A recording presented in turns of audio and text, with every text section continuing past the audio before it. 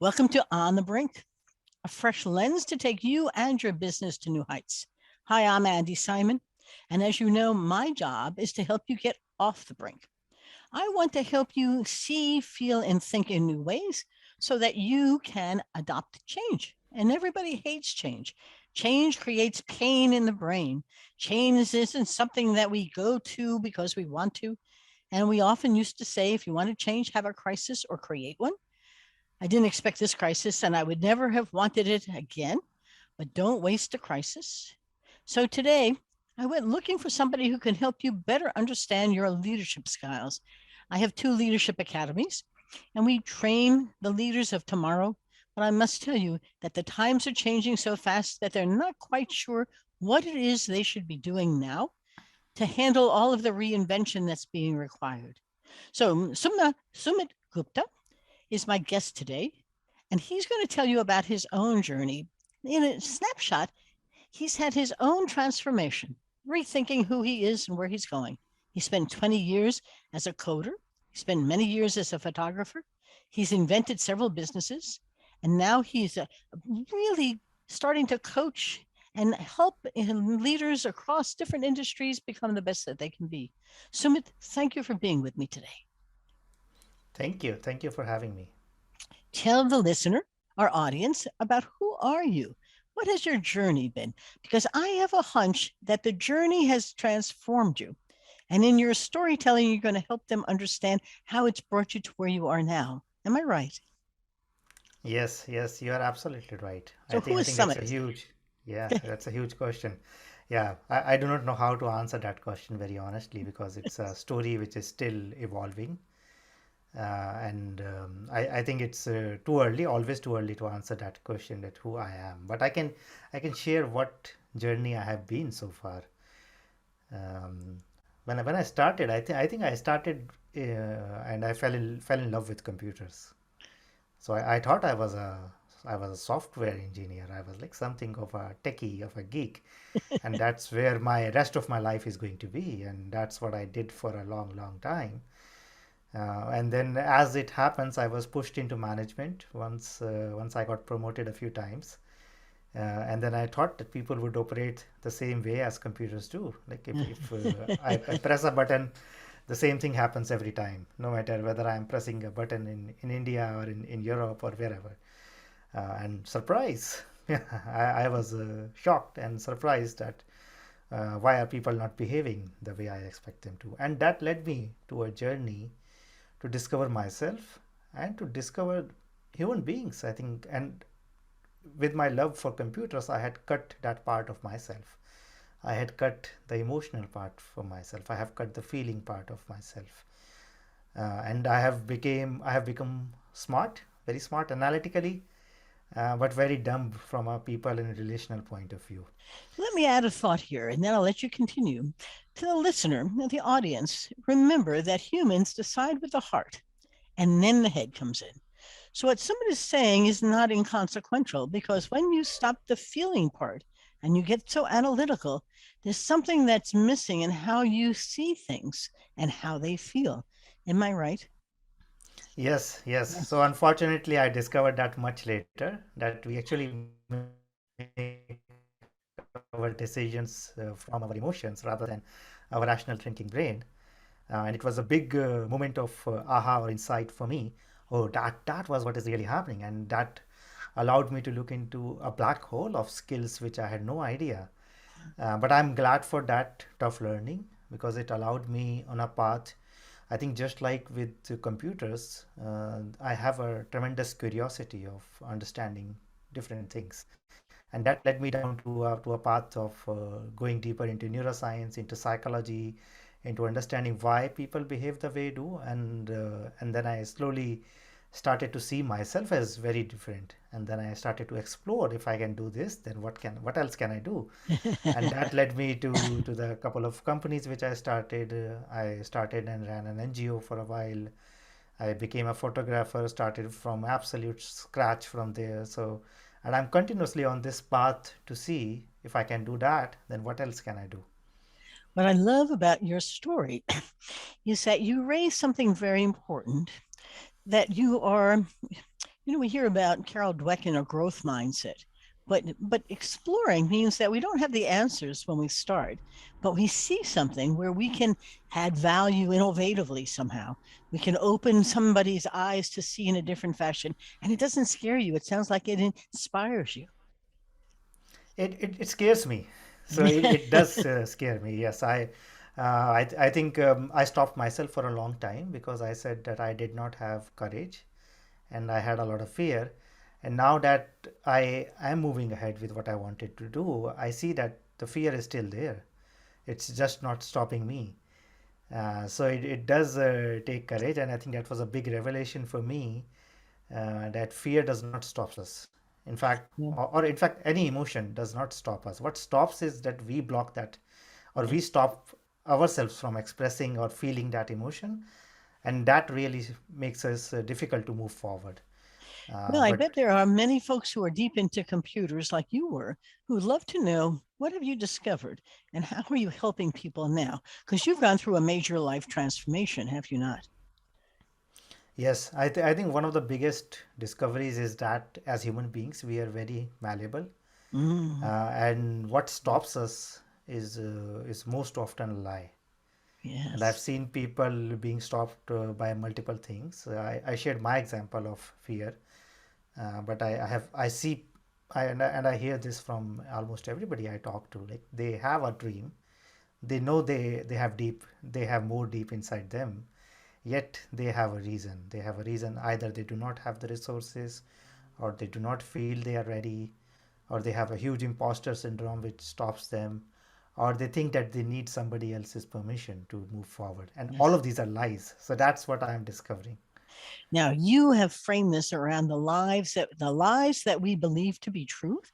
And my only counsel to the listener or the audience is that the only truth is there's no truth.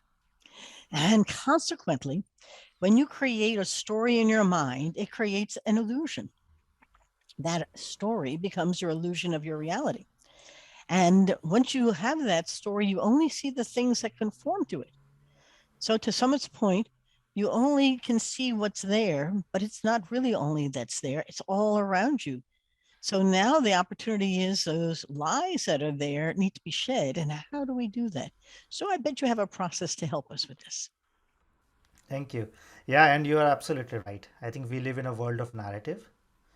And when we put labels on things or events, we basically disassociate ourselves from the labels. And there is a reason we do that. Our brain does that for us to stay safe, for us to stay comfortable. And for most of human history, this is how we survive, this is how we have evolved. Correct. So it's very ingrained in us to see something happening and then make a narrative around that, and then have that narrative safe, be a safeguard for us. And to your question, right, how do we like distinguish what is real, what is not, is to just ask ourselves, what are the facts here, like what really happened. Yes. And I think I heard this somewhere, like what is truly knowable is what I am experiencing in my body right now and Mm-hmm. what I am feeling right now. Everything else is a narrative. So if I see you as Andy, then I miss the person that you are. I miss like the Yes. whole experience. But if we have a friendship and I know you as a good friend or a reliable friend or a Yes. insincere friend, then I put those labels and then I forget to experience you in this moment. And then the same for ourselves. If I saw myself as an introvert for a long time and that label introvert stuck and I lost myself. So that's an example of like Yep. how we can separate out the labels and who we really are. Well, Summit, as we always talk about, in human history, at some point, some say 45,000 years ago, some say 500,000 years ago, we had this quantum leap in our brain where we became meaning makers. We created stories and we gave meaning to things that were just a rock or a cross or a tree. And we even created something imagined. And that gave us the secret to our success, but it also limited our ability to succeed. And there are lots of great stories about it. So now that you're working as a coach and a consultant to industry, what have you learned and what are you teaching them? Yeah, I think one of my biggest learnings from talking to multiple high performers is exactly what you said, right? The narratives and the meaning making can be very powerful Mm-hmm. if we let them be a decision which we make from our conscious mind rather than something which drives us from our unconscious mind, Mm-hmm. right? And I think Einstein also said that the mind is a wonderful servant, but when it becomes a master, then it becomes a problem. So He's one right. thing which I am realizing while working with high performers is that every strength or every trait which you consider a strength which has brought you where you're today becomes a weakness at some point of time, and it has to do with that narrative. And to give you an example, for me myself personally, being an introvert allowed me to go deeper into all kind of engineering and analytical topics, and it still is a strength for me. But it became, when I became a leader, the same mindset became a weakness or became a barrier, which I had to overcome not by doing more of the analytical, but by actually taking a step back and seeing myself differently. And I see this with the very different kinds of people who are people person, and then at a particular point of time they need research, or they need to flex their muscles, analytical muscles, and just exactly like my opposite, the story which they have stops them from moving forward, and it can be threatening to see yourself as not what you have believed yourself to be for so Yes. long. And Yes. are you have an approach though that begins to help them? I have a hunch it has part self-reflection and then part transformation. You want to share the with the listeners what that approach is? I think they'd be fascinated by Yeah, I think so. The lies which you just mentioned and that we spoke briefly about, I call them invisible lies. So they are not only lies, but they are invisible to us. So it's like I'm wearing green glasses, and then I see the world as green, it. Mm, right? And then I blame the world, like why are you green? So the first step is to realize that you're wearing the green glasses, right? Because unless you see the glasses, you cannot remove them, right? So the first step is building that awareness to see, okay, this is not the world, this is how I am looking at the world. So once you see the glasses, then you have that choice, and that's where the power of leadership comes in. You do not have to get rid of the green glasses if they are working for you. mm-hmm. If that allows you to see the world more clearly, because we all wear glasses to clarify our vision, but why would we wear glasses to blur our vision? So Yes. the first step is always awareness, to see that you are distorting the view through a story, through a narrative, or through an emotion, and then to choose to do something about it. Uh, So that's the first step. The second step is to not go into judgment or blame, either for the world or for somebody else or for yourself for wearing those glasses. Right? If we continue to use that metaphor, like why was I wearing these glasses for so long, or who is the other person to show me the world as this way? To really acknowledge that this is what it is. Right? That's it. I have green glasses. Right? Blaming the glasses or blaming the person who put on the glasses doesn't make any sense. And to just remove it as a matter of fact, without a matter of struggling or fighting against it. And once you remove it, you suddenly see something else, right? And yes. that opens up your horizons. And that's the next step, to basically step into that space of unknowingness, which can be scary, but that's also an invitation for your leadership. It's an invitation to step up in the responsibility game. And the way I see responsibility is simply your ability to respond. That's it, without going into like the usual usage of the word responsibility, which includes blame and pointing fingers. For me, responsibility is simply choosing and acknowledging that you have the ability to respond always. And once you start them going on this, do your clients pause, step back, take off those glasses, and begin to see life through a fresh lens? And most of the time, learning is experiential. Do you take them out to actually see things? Because my own experience as an anthropologist is I often will take my clients out with me to their clients. And we'll go inside to begin to understand what's happening. And then we'll leave and we'll write down all the things that we observed. You would have thought that we were in two different places. Their observations fit into their box. My observations was looking outside the box. And I would tell them, I'm looking for the gaps and you're looking to push them into what you know. So, how are we going to begin to build a new approach to build more clients of the kinds that you really want? Or to get these clients to become the ones you run. So it's a real interesting mind that we're working with. So, how do your clients begin to take off the glasses and see things through a fresh lens? I think the first step is to acknowledge that it can be scary and then to get into a mood of curiosity, Uh-huh. right? To not make it too heavy, but to play around with it. So it's very similar to learning to bike. When you Yes. learn to bike, if you make it heavy every time you fall, you will never be able to learn to bike, right? So understanding that leadership is like that. Leadership is not something which you can read a book. So you Yes. can know about leadership by reading a book, but you cannot know leadership. Just like riding a bike. So you have to get on, you have to try new things, you have to fail, and you have to get back on the bike. And for everybody, this journey is different.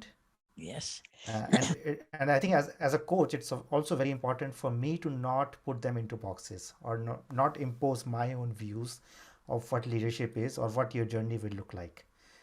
Because something was easy for me doesn't mean that it will be easy for something else. And something was challenging for me doesn't mean the same thing will be challenging for another leader. To have that openness to see people struggle and sometimes to see people really flourish, Yes. and to be in a neutral space with both the places and to acknowledge and support people where they are, not where they should be, Yep. is one of my biggest learnings. I think I'm still learning that as a coach, to how to be comfortable with different people learning at their own pace. You know, we are humans too, and coaches suffer sometimes from forgetting that because we're frail and we have our own perspectives. And every time I coach someone, I say, well, I'll tell you what I see, but that may not be what you see. So tell me what you see. And we try to really bridge the gap. Are there some illustrative cases that you can share that don't break the anonymity of the individuals, but can illustrate the problem that was there, how the process worked, and what they came up with? Absolutely. So I remember one person very like very distinctively, whom when I started to talk, I felt that they were not interested in what they were doing. And there was a point in a conversation where they said that I am really passionate about food and serving people, and like my dream is to open up a restaurant. I And bet and you will this someday. yes, and the someday conversation came up very soon because they said that this was their retirement plan. Uh-huh. And they were not even close to retirement, right? And I asked them, like, why retirement? If you are so passionate about that, then why wait till retirement? And their response was, because this is my retirement plan. Okay, right? So it took me a long time for them to really see that the way they are putting this off for at a particular age or at a particular time in the future doesn't have to be that way, Uh-huh. right? And it was not even their own narrative. I think it was a narrative of the culture that person was living in, that your dreams or that your really satisfaction only comes after you have like done all the other things expected of Yes. you, like buying a house, putting Yep. your kids through a particular school, earning a particular amount of money. And it was a huge breakthrough for the person to see that Mm. this can be possible right now, or this can be possible in the near future. And this was a huge breakthrough. So this is one example of what I can share, and this is very meaningful for me because I have stopped myself from doing things because I thought I was not ready, or I thought I was not that person. So that's very meaningful. Well, Does that it make sense? is. No, it does. But I think that what we're learning is that life used to be, you grow up, and then you have about 40 years working. And then you have this thing called retirement. And I don't think we've planned for another 25 years of retirement. Most people who are 60 in decent health Hmm. will end up in their 80s. And my father went to 100. So you do need another something, and you also need to take a look at work. What's your purpose at work? What gives you pleasure? Because why waste those years? Is work bad? only if you think it's bad. Now, how do you turn it into something that gives you a sense of becoming something where you're learning? We know that intrinsic motivation is far more powerful than extrinsic one. You can pay someone to get a job done, but if you let them have the autonomy to do that job, they could absolutely soar and teach you a lot of stuff. So I have a hunch as you go with clients, you're beginning to see them not only being transformed, but also understanding that process of transformation. Am I right? Yes, you are right. And I think if I compare to what leadership is evolving towards and what it was or it used to be 50 years ago, I think we have lived in a culture, we have shut off huge parts of ourselves. Yes. And we have made it difficult or wrong for us to feel emotional or to really feel what is trying to come up, Yep. and to be okay with expressing that. And we have grown up in stereotypes like real men don't cry, or Yes. or women don't shout or get angry, and that has turned us off, or turned a certain part of ourselves off, and that has not allowed us to really ask ourselves that question of purpose, or what is it that lightens up, or what is it that makes us truly alive. And I think where we are going towards the leadership, and I think I use the computer metaphor here, that if you are operating something at a low bandwidth, you will not get both audio and video, so your output will be limited. Similarly, if as a human being, as a leader, you turn off your emotional side, your output will be limited. You are just operating in a very limited bandwidth, or Yes. like what you can really do. And to actually acknowledge who you are on an emotional level allows you to actually become better leader, actually become a better person as well. Sumit, I teach a course, this Leadership Academy. It's a full year program. And a part of it is I get them to focus on followers. A leader can't succeed without good people around them. And how does that dynamic work? Are you a command and control leader, or are you a very entrepreneurial, empowering, collaborative leader? Or are you a competitive leader? I had some commodities traders, they were very competitive. They made a lot of money Hmm. and they couldn't talk to each other. What is it that you share with them in terms of the way in which their relationship to those who work with them should evolve? Because I do think there's an evolution to it. Yes, yes, I think there are many definitions of leadership. But for me, I think a very simple definition is, regardless of title or regardless of position, is that taking action which takes you forward towards where you want to be, rather than taking you backward because of whatever reason. So that's a very simple definition that allows anybody to be a leader at any given moment, and also make leadership a moment by moment act, rather than like a long term shadow, like Yep. I'm a good leader or a bad leader. To say that in this moment, can I be a leader, right? I And like what is that. that step? Yes. Yeah. Because so many of our clients found people rising to the occasion during the pandemic, adopting remote work, Hmm. determining how to have video meetings, and others who they thought were their leaders disintegrated. So you're absolutely right. There are times when they lead well, when it's stable, and other times where you need agile and fragile people who can really create. How interesting, an interesting model. Yes, and I think also what you mentioned during the introduction, that every crisis is an opportunity and never waste a Yes. good crisis. And what Yes. the pandemic is revealing, it's not something new. It is just revealing that there is a lack of predictability, or there is a lack of control.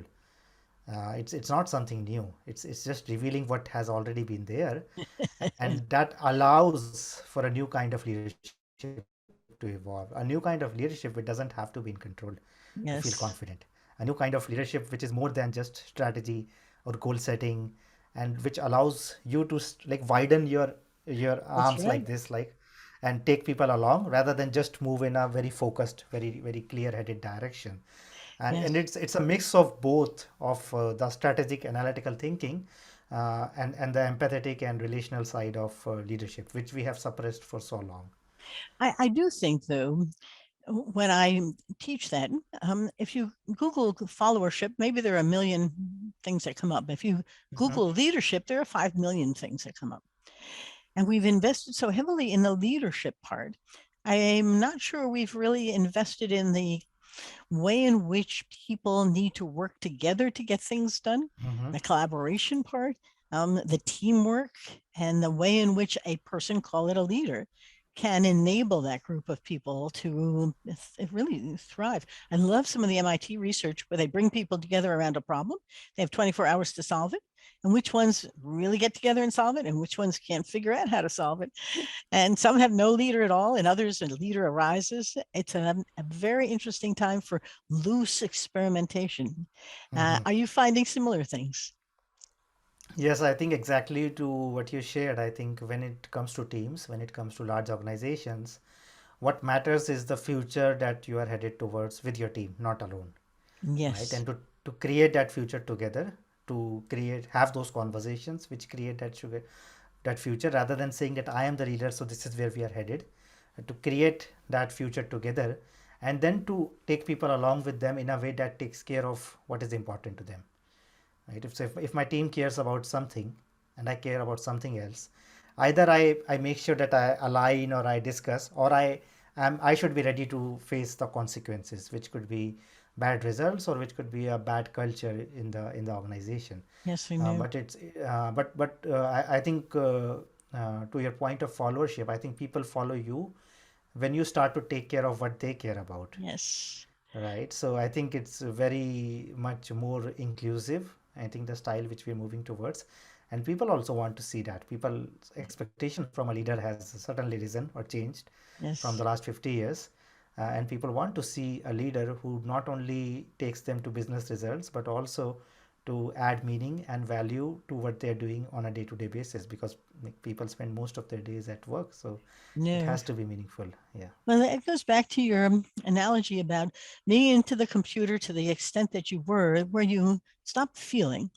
And you just said something very powerful that I'd like to emphasize for our listeners, that good leaders have empathy. What is empathy? They are empathetic to their folks. They understand what matters to them. You can put the word empathy on it, but I think that there is a kindness and a caring that a good leader exhibits, so that the people who are there know that they matter, not because, like a computer, they get something done, but because as a person, you matter to someone, and belonging is extraordinarily important to humans. We do things for other people because it matters to each other. And so, to your point, these are interesting times because you don't see people in the office the way you used to. But somehow we have to show that we care about each other, and we have to do it in a way that matters their style. So, I think that the transformation that's coming is just going to be marvelous, showing people how many ways leaders can rise to the occasion for the occasion, and then change that again and be very context specific for the role they're going to play. And that opens their mind to learning a lot of stuff. So, Summit, we're just about reaching the end of our conversation, although you and I could talk for a long time. Are there two or three things that you want the audience to remember in particular? I think just to add on to your point about empathy, and I think this is very important because we can intellectualize everything. So we can talk about Yes, emotions it's in an true. intellectual way, Yes. but empathy and emotional intelligence is something to be experienced or felt, rather than to be taught thinking about rationally or Yes. analytically. And real empathy is when you are sitting with a person and you are experiencing how they see the world from your body, from your physical presence. Can Yes. you can you notice your body doing something different? And that's where the real empathy is. Like there is a connection between two people, Yep. and this happens all Well, the time when we are in very strong relationships. Yeah. yeah, I was going to say that's really when the storytelling from one to another changes the mind in each of us. And that's what stories do. And the narrative is very painful, very powerful. But there's something you said that I don't want to lose, and that is empathy has become an abstraction, but it really is experiential and it's Yes. very key. I'm glad they've created a whole industry around empathetic behavior. But at the end of the day, good people know how to hear each other and listen for a while. I hope I've listened to you because I've enjoyed the conversation. Um, Yes. Yes. Summit, if they'd like to reach you for some coaching or consulting work, what's the best place? So I have a website which is called deployyourself.com, and I'm also very active on LinkedIn, so people can reach me there. And I'm very passionate about that too. So if somebody wants to talk about anything which we have touched upon today, I'm more than happy to interact and reply to people. I think that's terrific. Thank you, LinkedIn. You have opened up the market space where we can all find each other in all kinds of cool ways and do it with great elegance and comfort. So I too find LinkedIn. You can find me on LinkedIn too. Okay, cool. This has been lovely. Any last thoughts, my dear? Shall I wrap us up? No, I think we have touched upon, and as you said, right, we can talk about this forever. But I'm glad to be here and to have this conversation with you. And I am as well. I also know, though, that change is painful. So, as both of us are talking, don't think this is easy because your brain hates us. The amygdala would like to hijack us or, fight us or flee us or appease us. It, to Summit's point, it has kept us alive for centuries. Many, many hundreds of thousands of years is how humans have evolved because we have these stories and narratives that help us see things through a particular lens. But until you have to change that lens, it's fine. So, for those of you who come all the time, I thank you very much. We have been ranked in the top 5% of global podcasts. That's truly an honor. Um, On the Brink with Andi Simon is here to help you see, feel, and think in new ways. Both of my books are available everywhere where books are sold. On the Brink, Fresh Lens to Take Your Business to New Heights, and Rethink Smashing the Myths of Women in Business is exactly a year old, and it's fun to celebrate. But I will tell you that our job is to help you change. And there are all kinds of ways that we can do that, including bringing Sumit Gupta here to share with you his ideas and our own. And so, if we can be of help, don't be bashful. Come find us. Info at andysimon.com gets right to us. And you can find us on all our websites. It's a pleasure to be here. And then there's LinkedIn, which I love. Please have a great day. Take care. Stay safe. Stay warm. Bye bye now.